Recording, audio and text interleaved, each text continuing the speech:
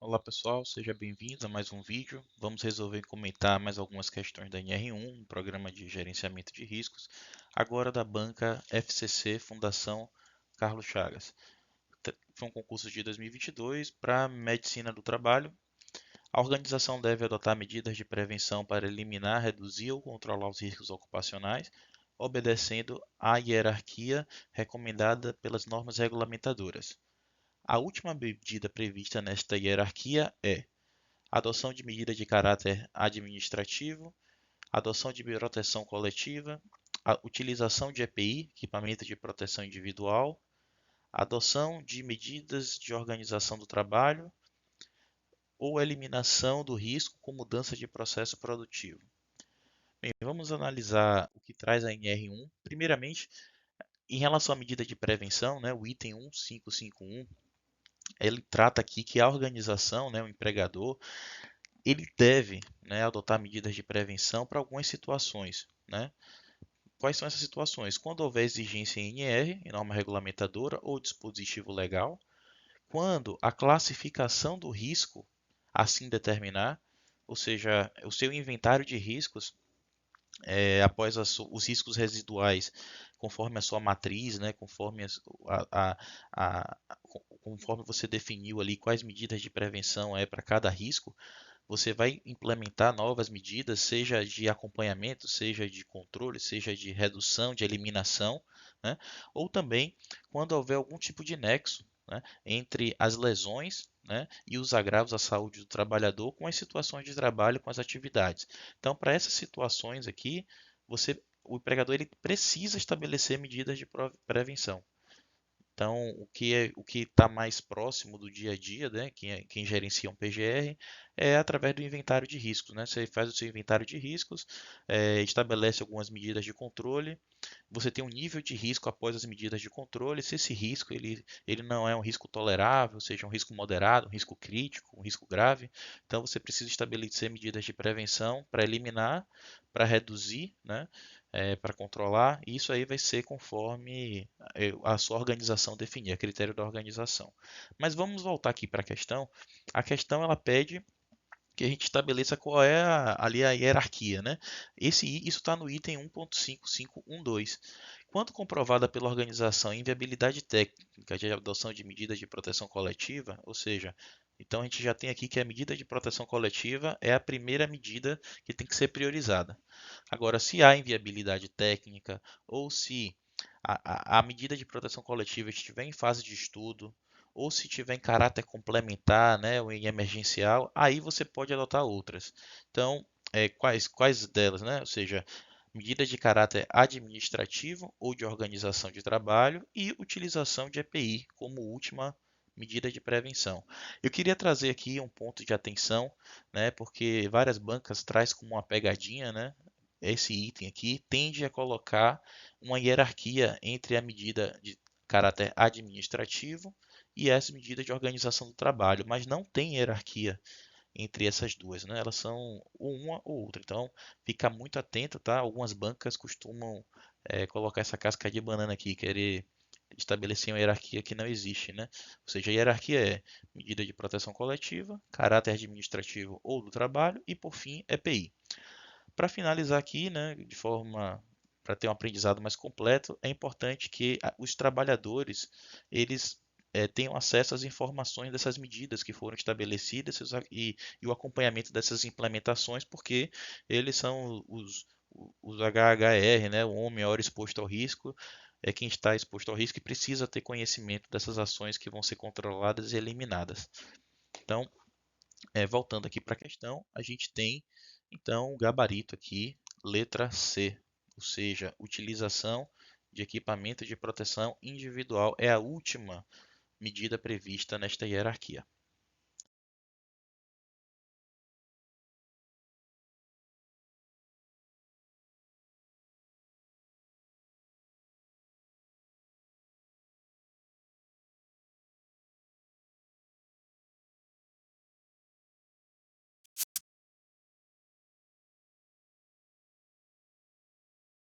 Vamos para a próxima questão, é uma questão também da Carlos Chagas aqui para engenheiro de segurança.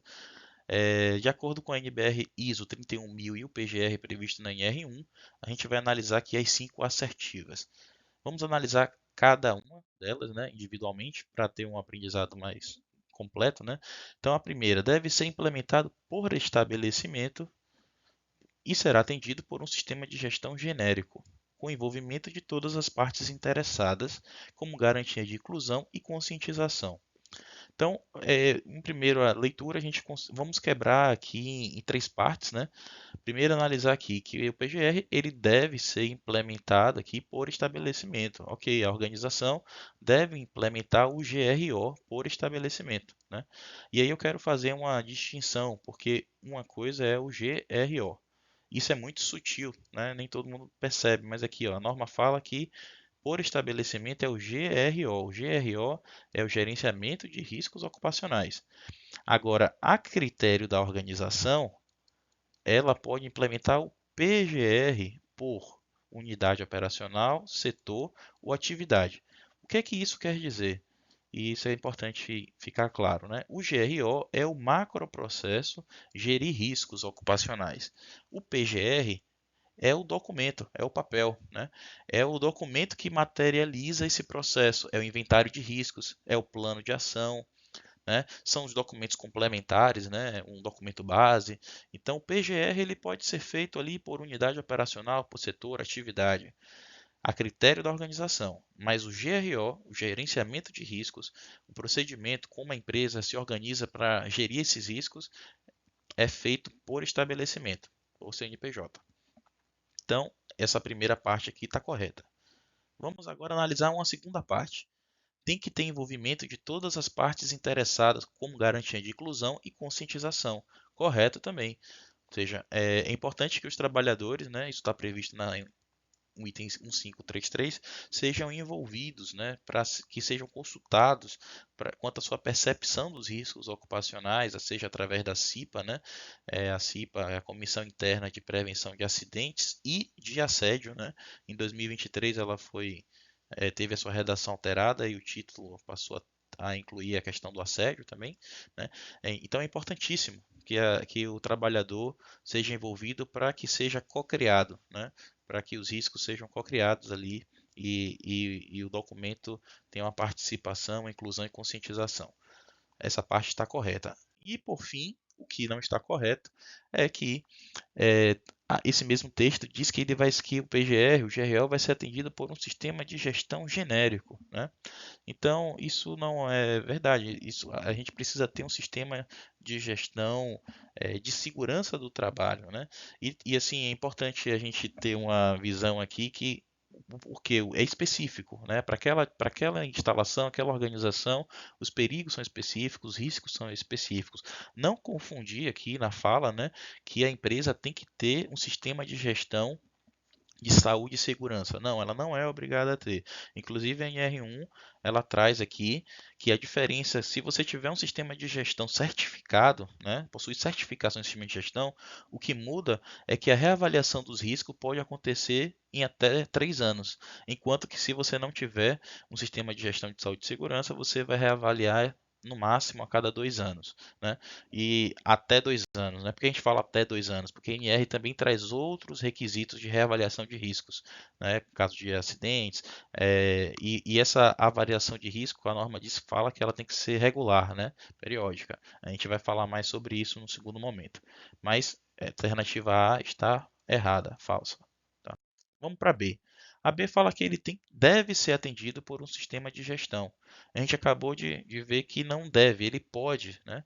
O item 15312 fala que pode ser atendido por um sistema de gestão. E aí, de forma complementar, eu trouxe aqui a NBR ISO 31000. Talvez mais na frente a gente monte uma aula para explicar aí sobre todas as normas de gestão, né? ISO, a 31000, a 31010 que fala das técnicas de análise de risco, a ISO 45001, a ISO 12100, 14001, 9001, para a gente trocar experiências, né? Mas o que é que essa norma ela fala? No seu preâmbulo ela já diz, olha, não é objetivo da NBR ISO 31000 prescrever um sistema de gestão, mas sim auxiliar as organizações. Vamos para a alternativa C. Ele pode ser implementado por setor, por atividade ou unidade operacional constituída pelo GRO, Gerenciamento de Riscos, que deve ser implementado pela organização por estabelecimento. É o que a gente acabou de ver. O GRO tem que ser implementado por estabelecimento, mas o PGR pode ser por unidade, setor ou atividade. Alternativa correta. Ele deve estar isolado de planos, programas e outros documentos relacionados à segurança. Então, aqui a gente já percebe que há uma falha grave aí, né? O PGR não deve estar isolado, ele está integrado com os demais planos e programas da empresa. O PGR, só para ficar mais claro, a gente pode pensar aqui como um guarda-chuva, né? Guarda-chuva da gestão de riscos ocupacionais, né? Ou seja, nós precisamos estar integrado, nós precisamos enxergar os riscos ambientais, os riscos ergonômicos, os riscos mecânicos, os riscos de acidentes, o PCMSO. A gente precisa estar articulado aqui também com o programa de o plano de resposta à emergência, a análise dos acidentes e doenças do trabalho. Então, o PGR é um grande guarda-chuva aqui dos riscos ocupacionais, né? Diferente do PPRA, né? Em que o PPRA nós tínhamos que obrigatoriamente estar atento aí aos riscos ambientais, né? Riscos químicos, físicos e biológicos. Então, errado, né? Muito errado aqui essa assertiva. Vamos para a última. Ele deve ser implementado por setor. Então a gente já passou por isso. Ele pode, né? Então também está errado, né? Ele pode ser implementado por unidade operacional, setor. Então, por fim, né, a gente vai aqui para o gabarito da questão final, letra C, né? E a gente percebe aqui que a importância da gente entender, não decorar a NR, né, mas entender a lógica da segurança do trabalho, né, entender essa explicação que eu trouxe agora sobre o GRO, sobre o PGR, isso traz muita luz e evita a gente ter que ficar decorando item de norma, tá? Vamos para a próxima e última questão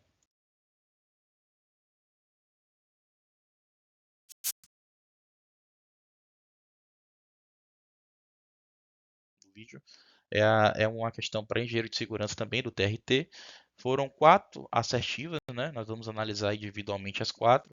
A primeira fala sobre o levantamento preliminar de perigos, que deve ser realizado antes do início do funcionamento do estabelecimento, né? Ou novas instalações, para atividades existentes e quando a gente tem mudança ou introdução de novos processos ou atividades. Então, correto.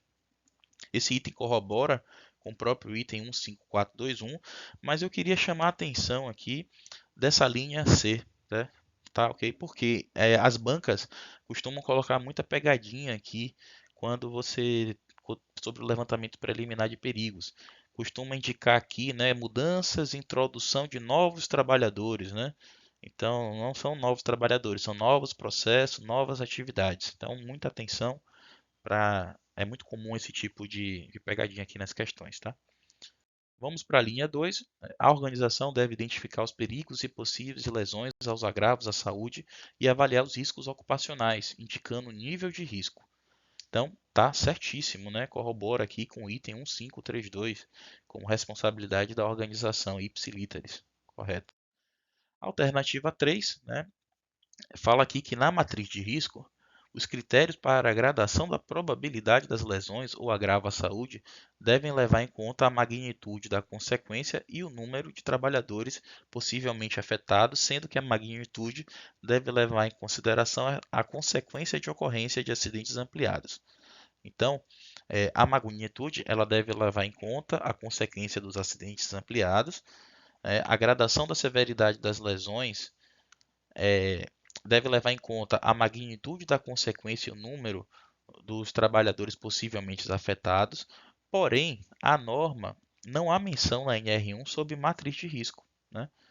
A matriz de risco é um estabelecimento, é algo que vai ser estabelecido aí pela organização para avaliar o nível de risco, mas a NR não traz essa menção, então é por esse motivo que ela está errada, tá? Esse gabarito aqui. E nós vamos para a última, a quarta, né, que também é sobre identificação de perigos, é uma transcrição da norma, né? A identificação dos perigos deve abordar os perigos externos, previsíveis relacionados ao trabalho que possa afetar a segurança no trabalho. Perfeito. Os riscos, os perigos extramuros, né? Então, alternativa correta. E a gente tem aqui, por fim, né, um gabarito 1, 2 e 4 como verdadeira. 1, 2 e 4 como verdadeira. Terceira falsa, questão da matriz de risco.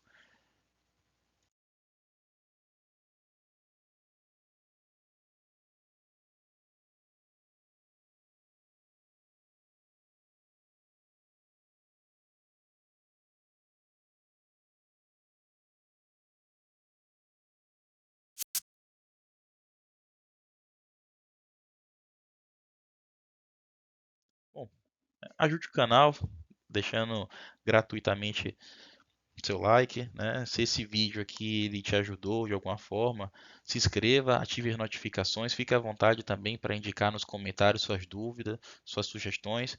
Obrigado aí pela atenção.